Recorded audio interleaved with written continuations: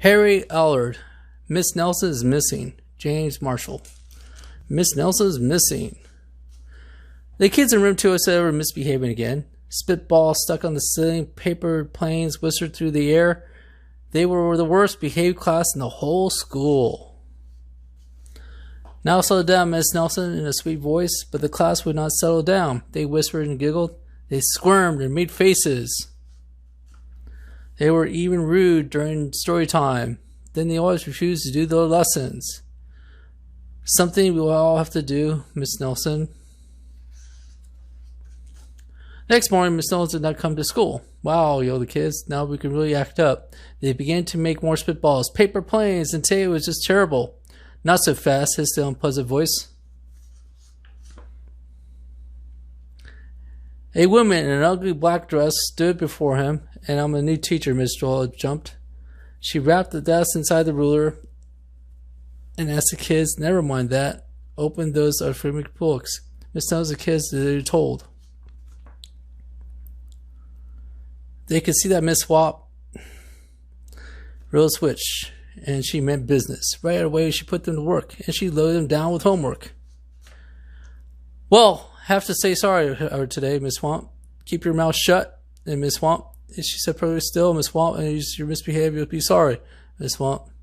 The kids in room 2 would never work so hard. Today, days were when there was no sign of Miss Nelson. The kids missed Miss Nelson. Maybe we should try to find her, she said. Something we up to the police. Detectives McSmog was assigned to the case. He listened to the story. He scratched his chin. He said, I think Miss Nelson's missing. Detective McSmog, would you help? Other kids went to Miss Nelson's house. The shades were tightly drawn. No one answered the door. In fact, the only person they did not see was wicked Miss Viola Swamp coming up the street. If she sees us, she'll give us more homework. They gotta go away. This is time. Maybe something terrible happened to Miss Nelson. Maybe there was something robbed of the shark. Knowing the kids, but they didn't seem likely. The sharks were very unpleasant. Maybe Miss Nelson went to Mars, another kid, but didn't seem like it either. I know exactly what all. Maybe Miss Nelson was carried off by a swarm of angry butterflies, and that will at least likely. The rooms into it became very discouraged. It seemed like Miss Viola was never coming back, and they all looked stuck in the Miss Viola Swamp forever. They heard footsteps in the hall. Here comes the witch, they whispered. Hello, children, someone whispered with a voice. The capital of England is London. The capital of Sweden is Stockholm. The capital of Japan is Tokyo. The capital of Italy is Rome. The capital of Greece is Athens. The capital of China is Peking. The capital of Denmark is...